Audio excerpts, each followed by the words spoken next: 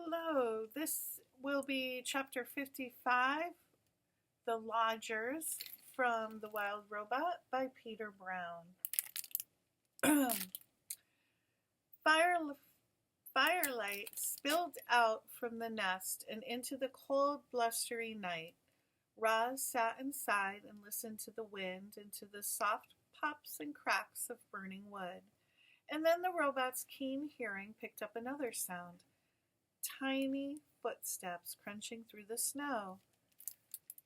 Roz, I'm freezing. Can I join you by the fire, please? Said a weak voice. Into the light crawled Chit-Chat. The squirrel was shivering, and clumps of ice were stuck to her fur. When she finally felt the heat of the fire, she collapsed. Roz picked her up off the floor and gently placed her on a warm stone and let her sleep. An hour later there were more footsteps, and a family of hares shuffled into the nest. They huddled together in a corner without saying a word. Pinktail, the possum, was the next to arrive. Good evening, she mumbled, trying to act cheerful. Certainly is a bit chilly. Swooper, the owl, hobbled in, followed by some chickadees and a magpie. Fink knew a good thing when he saw it, and the fox lay down right by the fire. Then came Dig Down, the groundhog. The fuzzy bandits carried an old turtle named Crag, who was in the worst shape of all.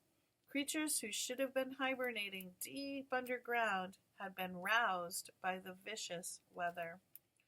Only the healthiest animals with the warmest homes were safe.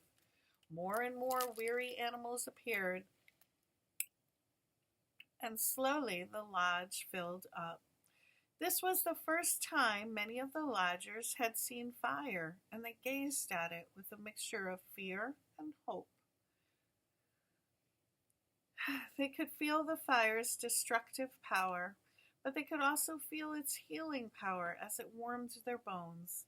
The lodgers seemed to push forward, eager to feel more warmth, and then pull back, afraid of feeling too much. It was important that the lodgers understood fire, so Roz showed them how to build one. She showed the smaller animals how to arrange the kindling, and she showed the bigger animals how to arrange the logs.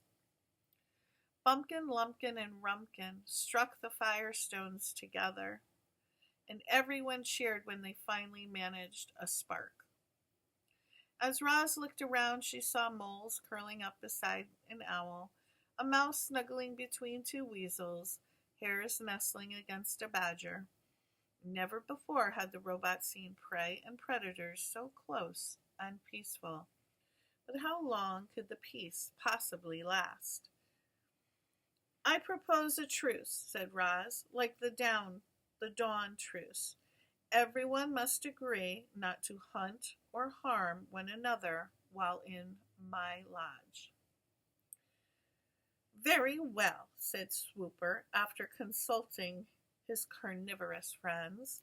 We hunters will control ourselves. And we had a picture of Roz's hut right there. So you can see there is a hole for the smoke to get out. Pretty important when you have a fire that the smoke can get out.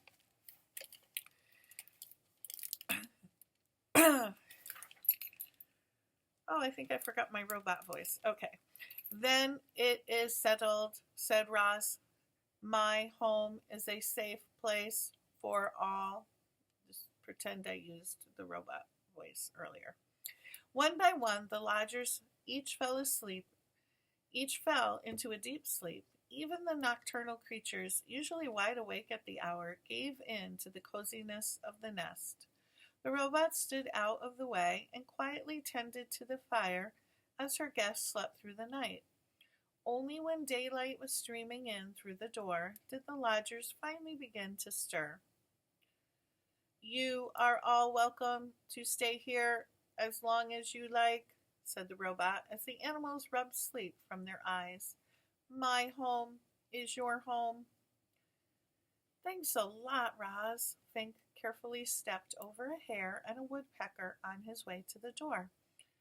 I don't think I would have survived another night on my own. It's just too bad we can't cram a few more creatures in here. And the fox slipped outside. The robot looked down at the fur and feathers that now carpeted the floor. The nest had been completely full that night. If any more animals showed up, they would have been left out in the cold. But Roz was not about to let that happen. And that was the end of that chapter. The next chapter is chapter 56, The New Lodges. The second lodge would have to be bigger than the first if it was going to fit Broadfoot, the bull moose. He was a towering hulk of an animal, and he had a thick coat of fur, but even he was struggling with the frigid temperatures. Broadfoot lived on the other side of the pond, in a dense section of the forest that was home to many animals, most of whom were in desperate need of a good thaw.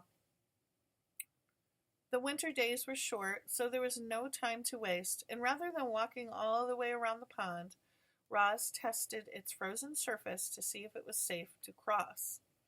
She threw a heavy rock high in the air and watched it bounce off the hard ice. Then she carefully walked over the ice and into the forest on the other side, where she found Broadfoot waiting for her. The moose quietly led the robot to the clearing in the trees where the new lodge would go. Then Roz made a fire and watched as cold creatures began crawling out from the shadows. "Do not worry," the robot said to the growing crowd, steam puffing from their noses.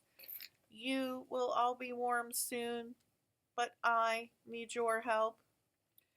Roz asked the animals to collect anything useful that they could find: large stones, strong branches, chunks of frozen mud. With the robot's building expertise and the small army of helpers, construction of the second lodge did not take long. The animals happily agreed to the robot's truce, and then they shuffled into the warm wooden dome.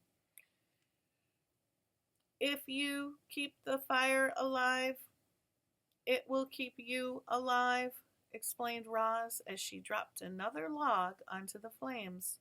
"But be careful, fire can turn deadly in an instant." At dawn, heavy snow was falling down, and there was Roz, setting out from the nest to build a third lodge.